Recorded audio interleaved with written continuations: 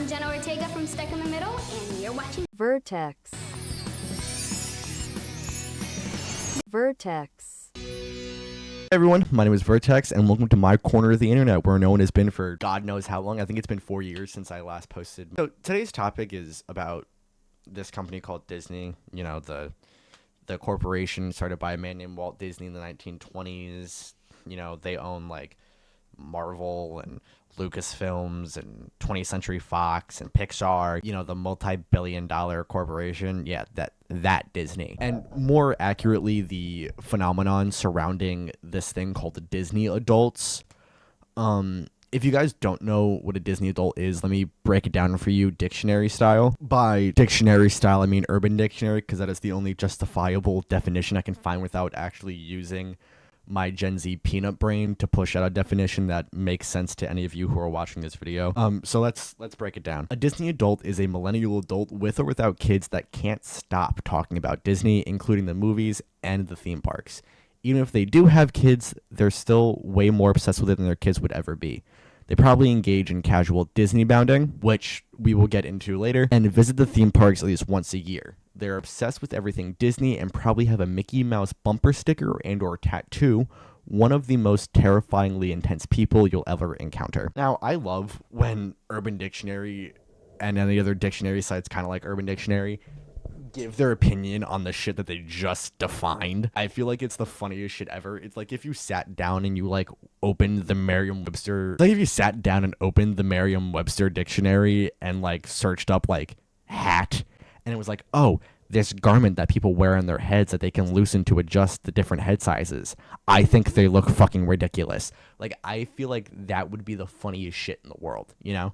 A lot of the questions that people ask, and the main one really is, why are these adults, these grown-ass people, obsessed with Disney? But what I really want to find out is, why do some of the people have a problem with it? So that's what this video is about. We're going to figure out exactly how far Disney adults go and why some people have problems with it. What is a Disney adult? Like we said in the definition that we read prior, it's the term generally refers to adults who have a deep love for all things Disney. And this can manifest in many different ways, you know, visiting the parks regularly, collecting memorabilia, dressing up as characters, or even hosting Disney themed parties. For many, it's a way to relive childhood joy and escape the stresses of adulthood. As a 19-year-old who has been going to Disney ever since they've been born, I go once a year. I've seen every Disney movie, every Pixar movie. I've seen every Marvel movie, watched a decent amount of the 20th Century Fox movies, but it's not really like my cup of tea. A lot of people seem to have a problem specifically when people dress up as the Disney characters. And I don't mean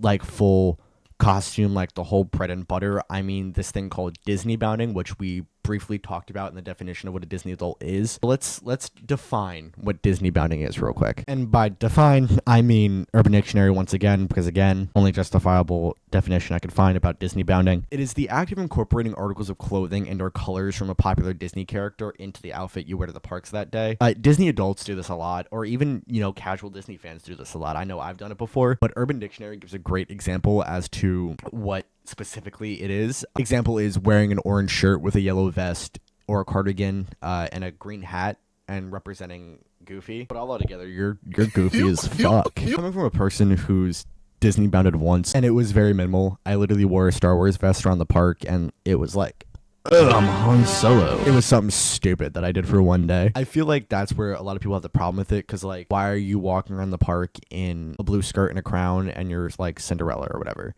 Susan, you're 27. Go get a job. A lot of the Disney adults say that the reason why they go to the parks and everything so often is it's all about nostalgia and the emotional connection to their childhood. Disney stories often resolve around themes of hope, friendship, and, you know, dreams coming true and shit. I don't really know if those messages resonate no matter your age, because I'm 19 and all of the messages from Disney movies now no longer matter to me, because I've realized that life is literally just all taxes and then death. And this is kind of where the controversy begins, because not everyone shares that sentiment. The controversy arises from the perception that Disney adults are overly obsessed and are sometimes infantilized. And by behaviors typically associated with children, I mean like the whole Disney bounding thing.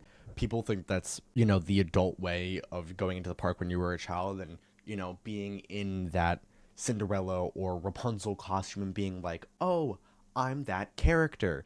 Like, that's what people are talking about. And social media plays a huge role in this debate. Platforms like TikTok and Twitter, or they're all flooded with memes and discussions poking fun at Disney adults. And some users argue that the adult fandom promotes the lack of maturity and the inability to engage with more serious adult responsibilities. Meanwhile, others counter that it's simply a harmless hobby. And I would have to agree with the fact that I think it's a harmless hobby. I mean, granted, it's not hurting anybody. The only thing that's really hurting is those people's wallets. I don't think it's a lack of maturity or an inability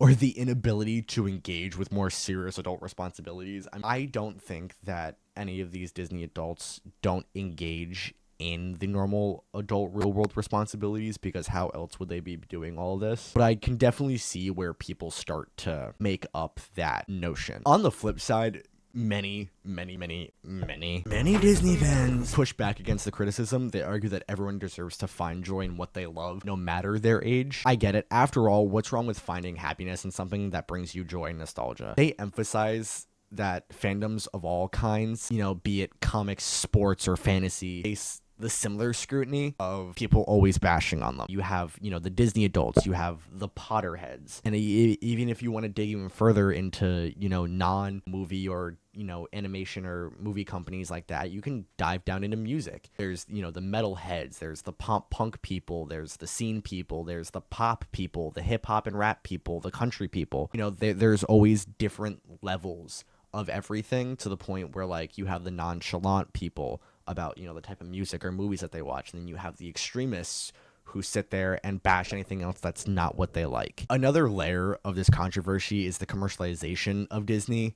Critics point to the high prices of park tickets and merchandising, suggesting that Disney exploits its adult fans, with ticket prices soaring, and it's fair for adults to spend so much on what some see as children's brand. Supporters argue that adults have the right to spend their money on experiences they cherish. And I 100% get it. I mean, take into account the car people in life. They spend countless amounts of money on new parts for their cars.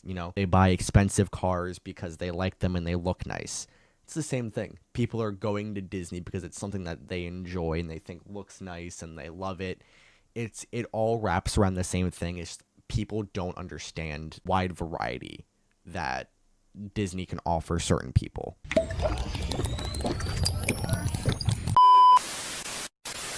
And to further unpack what a Disney adult is and everything inside of it, I did a little deep diving and I found a Disney adult iceberg by another YouTuber named Curtis Connor. So the first tier on this Disney adult iceberg is watch Disney movies growing up and watch the occasional Pixar film. Now, I feel like this is where the less majority of people are on this list. I feel like this is where a lot of the criticism people stand. I wouldn't classify myself here. There's another tier that I would definitely put myself down further in. We'll get to that in a few seconds. I feel like this is like base level. Tier number 2 is sees every single Disney movie, goes to the Disney parks every few years, has Mickey Mouse ears but doesn't wear them. I feel like I'm half between this tier and the next tier coming up, because I've seen every single Disney movie, every single Pixar movie. I've seen all the Star Wars movies and shows, every Marvel movie.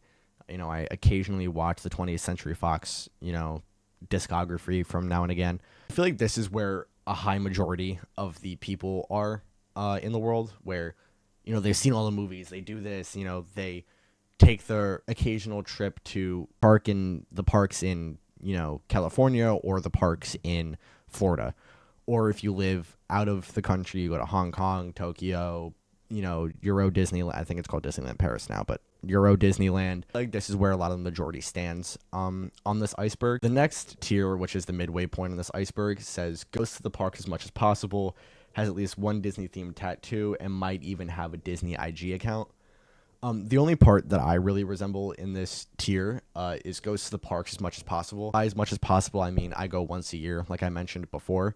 I feel like that's a good, healthy dose if you're as big of a Disney fan as me and my family are. At least we're not going more than once a year. But I feel like this is where some shit starts to get dicey for certain people, having Lion Line Castle tattoo, or, like Tinkerbell behind the ear, the Mickey Mouse head. A lot of people have that. I don't have a problem with it. If you know what, go get your Fine Line Castle, Susan. It's not It's not hurting anybody. The Disney IG account can go both ways. You can either have your own personal Disney IG account where anytime you go to Disney, you post all the stuff on there, or you could post your Disney stuff to your personal IG account. Doesn't matter. Moving on down to the bottom half of the iceberg, where shit starts to get muddy. We start stepping into dangerous and muddy water territories here. Diehard Disney fan cosplays in their spare time and Disney bounds at the parks, has a cat named Simba for sure. Now, we talked about Disney bounding before very tightly and very compactly. I feel like this is where a couple people have a problem with the Disney adults where, you know, they sit there and they're dressed up as, you know, the Princess and the Frog walking down Main Street, USA, like they're in New Orleans. This really isn't a problem for me. It's really the next tier that really starts to get me going. Okay, here we go. Focus. Speed. I am speed. And that is Disney Wedding and Honeymoon spends every anniversary at the park, but doesn't have any kids. Disney weddings and honeymoons are where shit starts to get shaky. My parents got engaged at Disney. You know, my dad got down on one knee in front of Cinderella's castle at the Magic Kingdom in Orlando. Like, that's fine.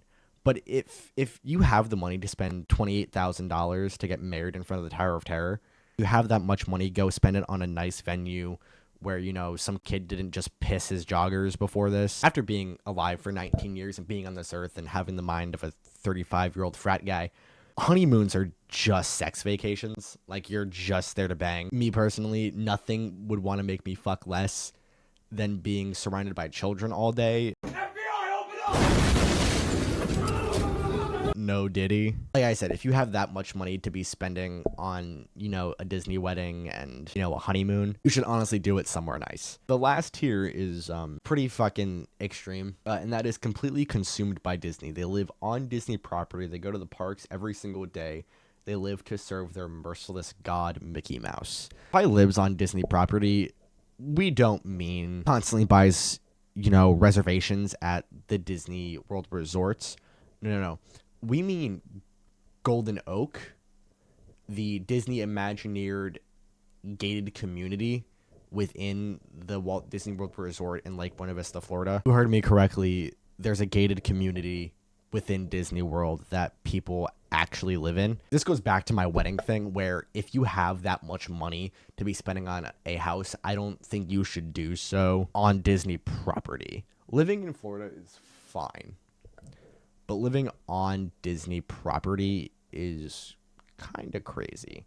And these houses aren't really all that spectacular for being that much money. I mean, like, yes, if you're a diehard Disney fan, it's definitely something that would appeal to you. I mean, it definitely appealed to me a little bit because, like, yeah, I mean, any house like that would appeal to anybody. But again, if you have that much money to be spending on a house, don't do so on Disney property. You could literally buy like an 8-bedroom mansion in California with that kind of money. What exactly does the future hold for Disney adults with, you know, new films, park expansions, and growing community online? It seems that the love for Disney just isn't going anywhere anytime soon. However, it will be interesting to see how the conversation evolves with time, especially as the line between childhood and adulthood continues to blur, especially with Disney, you know, continuously adding more and more adult-themed jokes into their movies. At the end of the day, whether you love Disney or can't understand the appeal, it's all about finding what brings you joy. So, if any of you care to share, let me know down in the comments what you guys think. Is the Disney adult phenomenon a charming way to celebrate nostalgia, or does it go just a little too far? Let me know by putting your thoughts down in the comments below. Don't forget to like, subscribe, and hit that notification bell for more content. Thank you guys for watching. Until next time, keep the magic alive. Vertex.